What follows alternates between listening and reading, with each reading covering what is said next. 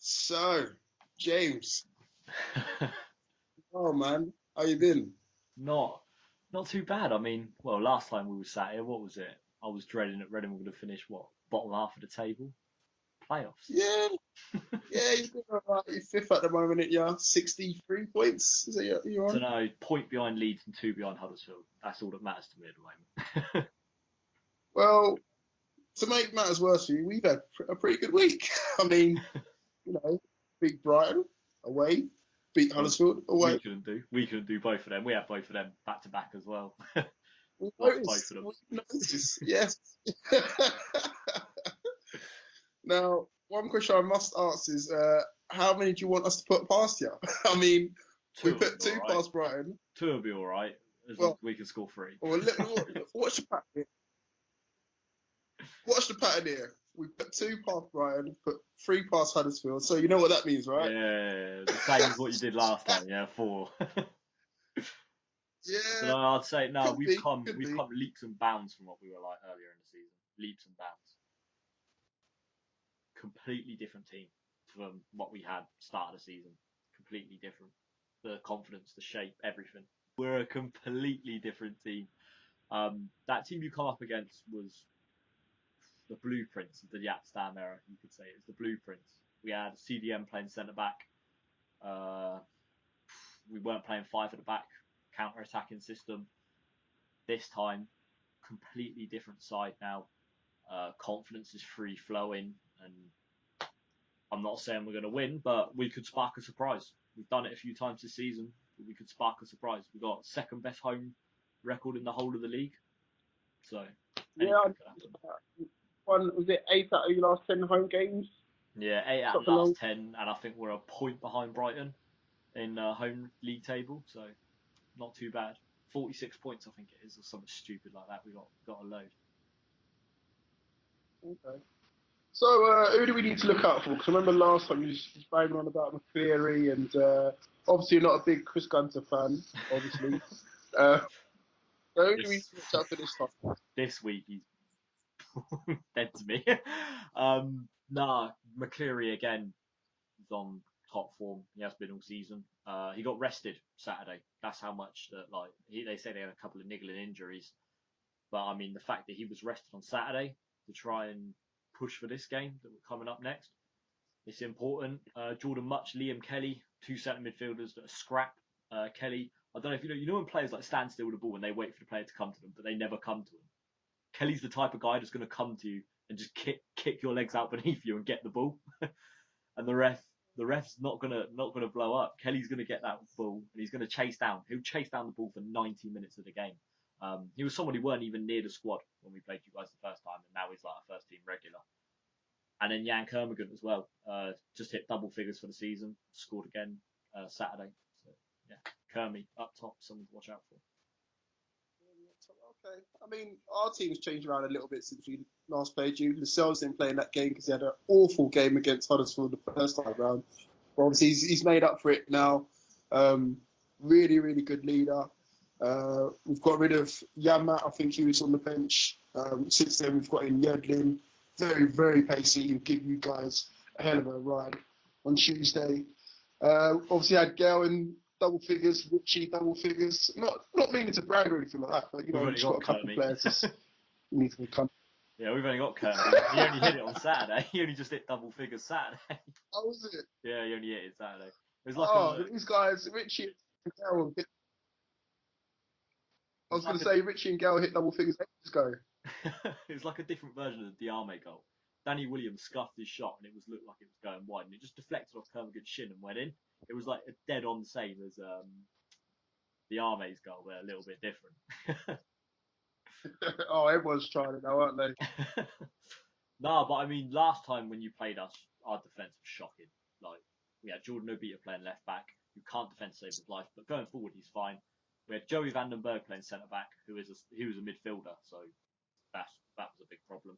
We had Paul McShane. There's nothing wrong with McShane. He's probably one of the better players at the club. And then we had Gunter playing, which we still have Gunter playing, much to the hate of a lot of fans. We still got Gunter playing. He's a bit of a 50-50 with everyone. Probably 60-40 for hate, though. That's between everyone, not just me. But now Blackett's coming at left back. Tyler Blackett signed from Man United. He started off a bit slow, but he started to ease himself into the team now and looks much more comfortable. Liam Moore at the back, in my opinion, has been one of the signings of the Championship. You can say Gale, yeah, he's offered brilliance for you guys. But what he's done for Reading is he's added that passion and that stability into the defence that we didn't have before. And if you've watched Reading games, you'll see the heart and the fire that Liam Moore has. And I'd say him, Janssen, Gale, some of the players that could be in Aaron Moy contention for signing / player of the season this year, to be honest. Okay, fair enough. I mean, what I don't want to see is any excuse from Yap Stam this time. I remember when we beat him, he was coming out with all the excuses in the book. Obviously, he's come from the Man United excuse book. He's read it very well, so he knows what to say, even if you do get thrashed. But yeah, you make a fair few points there. I was checking out your back line, and it does look pretty solid nowadays. And Comongan is looking okay-ish, I might say. And I didn't realise that you guys had Lewis Graben as well. When Yeah, did you guys Graben, get him in? January on loan, but he can't score to save his life. Confidence at the moment is No. down. As soon as he gets his confidence up, he'll be good again. But his confidence is as low as anything. Any shot will hit into Rose Ed. But at the moment, we just got to wait for him. As soon as he gets that first goal, confidence will be shooting back for him. But just got to wait for that, really. But yeah, strike force is still weak.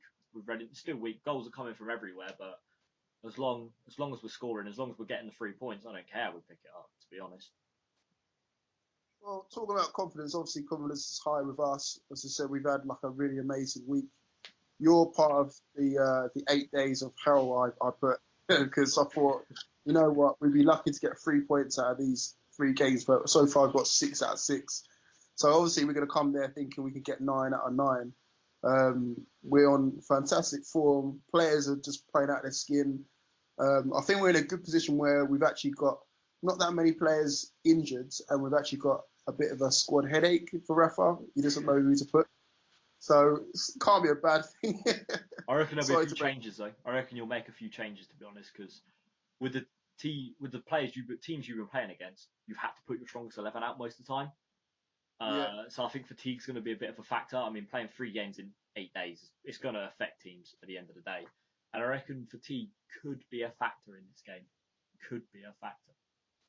it could be because I mean, even up top now. Say for example, we played Gouffren up top against Brighton, Murphy up top against Huddersfield. Gale's come back in the Huddersfield game, obviously scored. That's what I'm So worried about. I've been he parading could be. like, yes, Gale's out for a month, Gale's out for a month, and then all of a sudden I saw in the, I was watching, got back from Medeski on Saturday, and I was like, wait a second, Dwight Gale's on the bench here. You better not be back for a rain game. And then he come on and And scored, lo so and behold, yeah, he'll lo be and behold. showing for a start, won't he? Oh, of course, of course. I mean, he got 2 against you the first time around as well. So Yeah, and he did obviously, his I looked best at. Al Habsi impression, didn't he? Threw it in the net with his hand as well. Ah well, ah well, ah well. No, So but I talk reckon me, it's going to be a tight game. yeah. I I mean, reckon it's talk me going to through be this game. tense. How do you think? How do you reckon you guys will play, and what's your key to try and get something out of this game? Frustrate. I said it the first time when we played you at home. Frustrate the Newcastle fans. Yeah, If we frustrate you, say we go into the half-time break 0-0, you're going to be on the back of on the players. It happens every team. It happens every team. If they're 0-0 at half-time, what you're going to be demanding to go forward. And if Reading have got keep ball, the players are going to be wearing themselves out. You never know what could happen. I'm not saying we're going to win. I'm definitely not saying that, especially because I think it's going to be 2-0 to you lot. But if we can wear you out, then who's saying we can't, bring on Yaku Mate, who you've got from PSG, bring him on, and he can get behind your defence. You never know. Lucky 1-0. could be. I mean, I'd take to be honest, I'd take 0-0 at half time. As you said, we've played 3 games in the space of 8 days against 3 out of the top 6. So I'd take that at half time. I mean, we've had 2 different Newcastle teams in terms of these past 2 games. The one team that plays awful against Brighton, we had got off to an awful start, conceded a penalty in the first 10 minutes, went on to obviously win the game. And then Huddersfield, we got off to a great start, scored our penalty in the first 10 minutes, and obviously then went on to win it 3-1. So it depends which one turns up against you. Obviously, we would love the latter, the one that played against Huddersfield, start well, score early, and then you control the game. But with Newcastle United, it's never easy, ever easy. So I was going to I say, it don't know. seemed easy with the Huddersfield keeper, Ward. He had a shocker. absolute shocker. And I'm saying this now, it's going to happen. Like, Al Habsi won't have a shocker because Al Habsi's one of the better goalkeepers in the league. But I'm saying that now, he'll go and concede like 3 or 4. And it'll be his fault. But I mean, the Newcastle like to keep it on the floor a lot. Not when Shelby's on the ball. Shelby loves to ping a Hollywood pass. He loves it.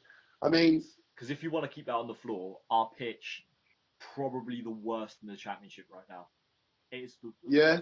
the rugby's on it, so it's probably Ah, the right. worst. Yeah, our corner flag, it's not a corner flag. It can't stay up. Oh, there's That no poor. chance of that. I mean, we've got Shelby on the ball most of the time, dictating the play. He loves to spread it long and wide. Even with our crosses, they love to go high into the box. Even though we've got the likes of probably Gale and Perez, probably the smallest strikers in the championship, but we still like to put it high and long. I still don't get the logic behind that. So there'll be no chance of that really. Um, I honestly think it could be a draw. I think I'll take a 1-1 draw and take 7 points out of these 3 games. If you want to say 2-0 to us, I'll take that as well. We kind of need to So, win. The position we were in, we kind of need to win. Like with the other teams around us, Sheffield Wednesday are 2 points behind us, but we're 2 points behind Huddersfield. So it kind of works both ways. If we win, the other two teams drop points. We're third again. yeah. Brighton drop points again. We're only 6 points behind them. The race is on. It's anything can happen. Like I've said this the whole time. I've said this every time I spoke to you. This league, you can't predict it. You cannot predict this league. And if we beat you, That's you can't beat the 106. No matter what, you can't beat the 106 if we win. So that'd be a nice little incentive. You're still holding on to that one. You're still holding on to it. I told you we'd keep Oh, the record, didn't I? I told you. mate, you can have it, man. You know what? You can have it. If we win this, I think this is us cemented as. I already think we've got our toe in the Premier League. I think this will be the whole foot, or at least 1 foot in the Premier League if we win this. Bearing in mind, yes, we've got 7 games in April to get through, but we're 11 points clear of Huddersfield in third at the moment. I don't know how many points. Well, that'll be 13 if you're 2 behind them. So if we are to win this game, that's pretty much us cemented in the top 2 positions at least, and then that's for us to go on and win it, and then obviously get back in the Premier League. So it's a make or break game for us, definitely. Yeah, same with us. I mean, we need to win really. Every single game left of the season, we need to win. Considering how tight the playoffs is, if Fulham win on Tuesday, we lose. They're only 4 points behind us. That's how tight it is at the moment. But as long as Uh, we can pick a point up, I'll be happy with a point to be honest. A nice score draw. What 3-3 do? Entertainment value. yeah, I suppose so. I'm going for 1-1. What I don't know what you're gonna go 3-3 then. Oh, I don't wanna not back my team. So I'll say what I said, a cheeky 1-0, 88th minute or something like that. Let it go. 1-0 Reading in the 88th minute. That's my heart saying that more than my head. All right, all right. I'll hold you to that. Anyway, we'll have to have a little catch up afterwards. Anyway, man, just Oh yeah, yeah, see definitely, mate. who got the better of each other. But yeah, man, thanks speaking to you, man. Yeah, yeah, it's always good to see you again as well, mate. Yeah, definitely, man. And yeah, we'll catch up after the game, man. Fingers crossed it goes one of our ways at least. I can't be dealing with Well, your I'll business. say fingers crossed go our ways. All right, man. Take care. Yeah. Oh yeah, you too, buddy. I'll see you later, mate. All right. Bye bye. See ya.